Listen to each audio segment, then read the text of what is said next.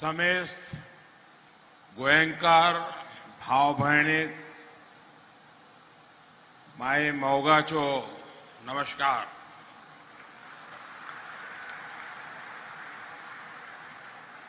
गोवांत येवन म्हाका सदांच खोस भोगता।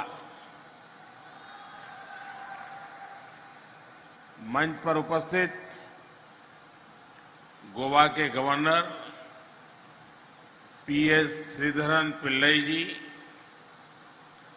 यहां के लोकप्रिय मुख्यमंत्री श्री प्रमोद सावंत जी, केंद्रीय मंत्री श्रीपद नाइक जी, ज्योतिरादित्य सिंधिया जी, अन्य सभी महानुभाव, देवी और सज्जनों, गोवा के लोगों को और देश के लोगों को नए बने इस शानदार एयरपोर्ट के लिए बहुत बहुत बधाई।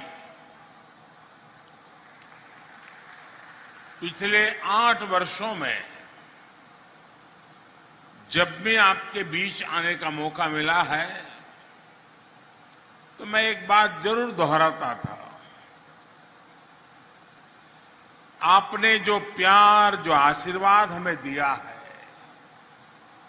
उसको मैं ब्याज सहित लौटाऊंगा,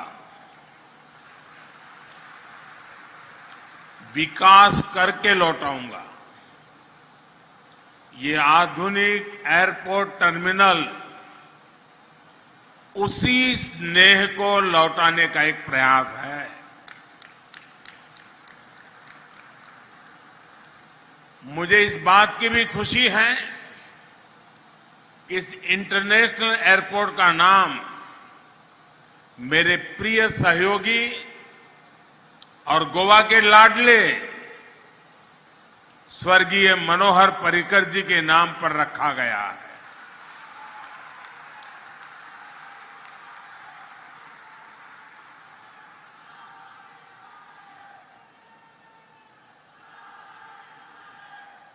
अब मनोहर इंटरनेशनल एयरपोर्ट के नाम के माध्यम से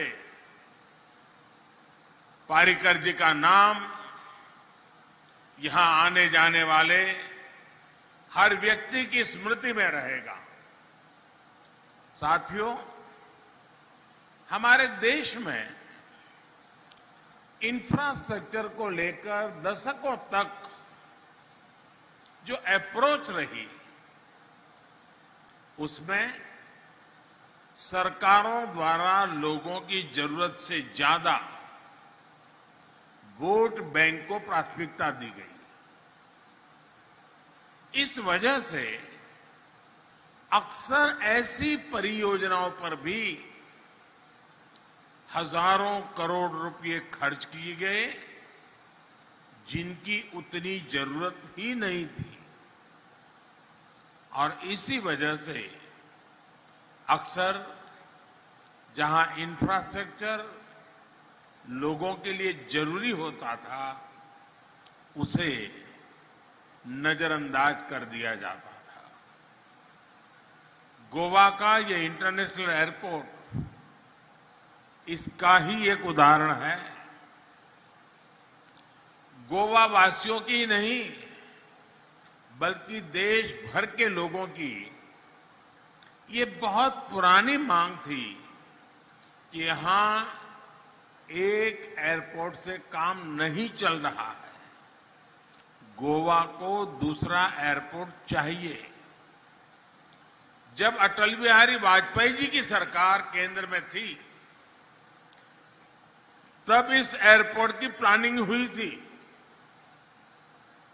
लेकिन अटल जी की सरकार जाने के बाद इस एयरपोर्ट के लिए बहुत कुछ नहीं किया गया। लंबे समय तक ये प्रोजेक्ट लटकता रहा। 2014 में गोवा ने विकास का डबल इंजन लगाया। हमने फिर से सारी प्रक्रियाएं तेजी से पूरी की और 6 साल पहले मैंने यहां आकर के इसकी आधारशिला रखी। बीच में कोर्ट कचहरी से लेकर महामारी तक अनेक अड़चनें आई, लेकिन इन सब के बावजूद आज ये शानदार एयरपोर्ट बनकर तैयार है। अभी यहां साल में करीब 40 लाख यात्रियों को हैंडल करने की सुविधा है। आने वाले समय में ये क्षमता 3.5 करोड़ तक पहुंच सकती है। इस एयरपोर्ट से निश्चित रूप से पर्यटन को बहुत लाभ होगा। 2 एयरपोर्ट होने से कार्गो हब के रूप में भी गोवा के लिए संभावनाएं बहुत बढ़ गई हैं। फल सब्जी से लेकर फार्मा प्रोडक्ट्स के एक्सपोर्ट को इससे बहुत बल मिलेगा।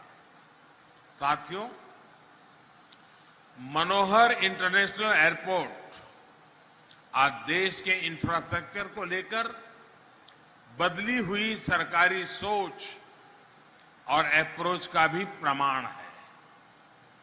2014 से पहले सरकारों का जो रवैया था, उस वजह से हवाई यात्रा एक लग्जरी के रूप में स्थापित हो गई थी। ज्यादातर इसका लाभ समृद्ध संपन्न लोग ही उठा पाते थे।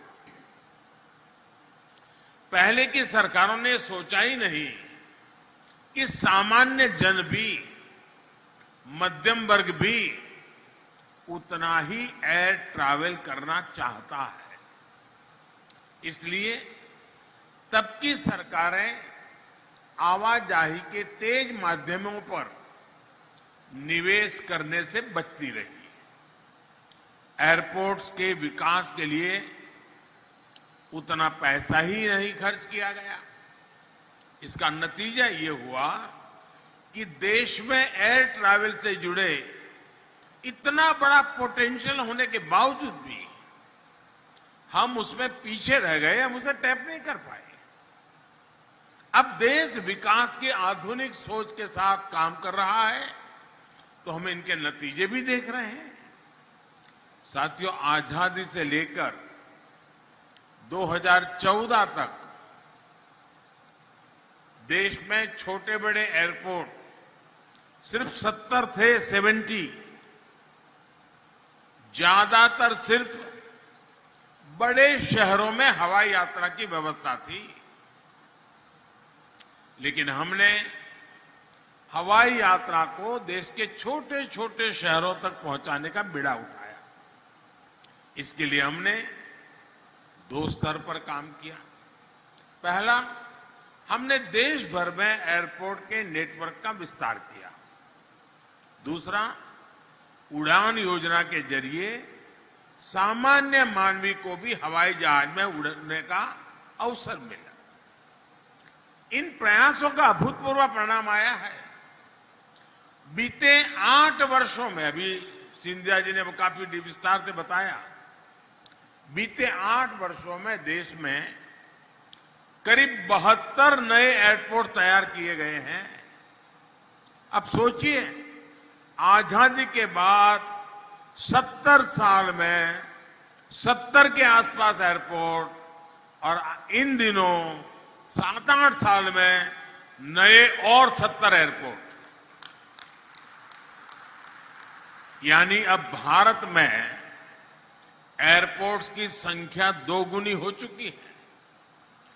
वर्ष 2000 में साल भर में देश में 6 करोड़ लोग हवाई यात्रा में यानी उसका लाभ लेते थे। 2020 में कोरोना काल से पहले ये संख्या 14 करोड़ से अधिक हो गई थी। इसमें भी 1 करोड़ से अधिक साथियों ने उड़ान योजना का लाभ उठाकर हवाई यात्रा की थी। साथियों, इन सभी प्रयासों की वजह से आज भारत दुनिया का तीसरा सबसे बड़ा एविएशन मार्केट बन चुका है। उड़ान योजना ने जिस तरह देश के मध्यम वर्ग के सपनों को पूरा किया है, वो तो वाकई किसी यूनिवर्सिटी के लिए, एकेडमिक वर्ल्ड के लिए अध्ययन का विषय है। बहुत साल नहीं हुए जब मध्यम वर्ग लंबी दूरी के लिए पहले ट्रेन का टिकट ही चेक किया करता था। अब छोटी दूरी के लिए भी पहले हवाई जहाज का रूट पता किया जाता है, उसका टिकट देखा जाता है और पहले कोशिश होती है कि हवाई जहाज से ही चला जाए। जैसे जैसे देश में एयर कनेक्टिविटी का विस्तार होता जा रहा है, हवाई यात्रा सबकी पहुंच में आती जा रही है। भाइयों और बहनों, हम अक्सर सुनते हैं कि टूरिज्म किसी भी देश की सॉफ्ट पावर को बढ़ाता है, और ये सच भी है। लेकिन ये भी उतना ही सच है कि जब किसी देश की पावर बढ़ती है तो दुनिया उसके विषय में ज्यादा जानना चाहती है। अगर उस देश में कुछ देखने के लिए है, जानने समझने के लिए है, तो दुनिया निश्चित रूप से अधिक आकर्षित होती है। आप अतीत में जाएंगे तो पाएंगे कि जब भारत समृद्ध था तब दुनिया में भारत को लेकर एक आकर्षण था।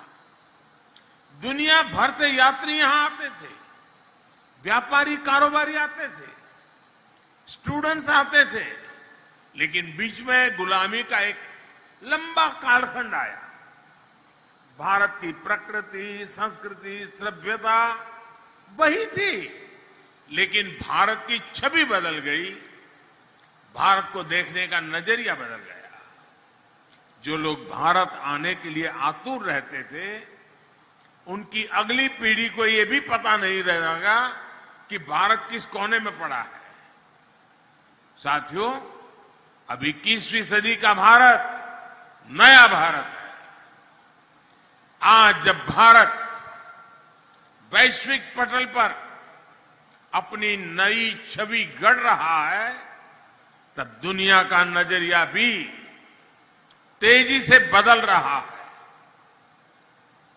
आज दुनिया भारत को जानना समझना चाहती है। आज आप डिजिटल प्लेटफॉर्म पर जाइए, कितनी बड़ी संख्या में विदेशी भारत की कहानी दुनिया को बता रहे हैं। इन सभी बातों को ध्यान में रखते हुए अब बहुत जरूरी है कि देश में ईज ऑफ ट्रैवल उसको सुनिश्चित कर दिया जाए।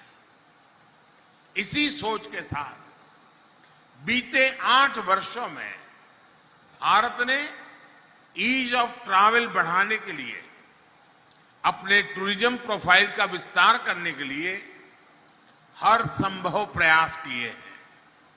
आप देखेंगे कि हमने वीजा की प्रक्रिया को आसान किया, वीजा ऑन अराइवल की सुविधाओं को बढ़ाया, हमने आधुनिक इंफ्रास्ट्रक्चर और लास्ट माइल कनेक्टिविटी पर फोकस किया। एयर कनेक्टिविटी के साथ ही digital connectivity, mobile connectivity, railway connectivity, हम सभी पर ध्यान दे रहे हैं। आज रेलवे से अधिकतर टूरिस्ट डेस्टिनेशन जुड़ रहे हैं। तेजस और वंदे भारत एक्सप्रेस जैसी आधुनिक ट्रेनों रेलवे का हिस्सा बन रही हैं। विस्टाडोम कोच, वो ट्रेनें पर्यटकों के अनुभव का विस्तार कर रही है। इन सभी प्रयासों का असर भी हम निरंतर अनुभव कर रहे हैं। साल 2015 में देश में डोमेस्टिक टूरिस्ट की संख्या 14 करोड़ थी। पिछले साल ये बढ़कर करीब 70 करोड़ तक पहुंच गई थी। अब कोरोना के बाद देश और दुनिया भर से टूरिज्म बहुत तेजी से बढ़ रहा है। गोवा जैसा टूरिस्ट डेस्टिनेशन में सबसे पहले वैक्सीन लगाने के फैसले का भी लाभ गोवा को मिल रहा है और इसलिए मैं प्रमोद जी और उनकी टीम को बधाई देता हूं।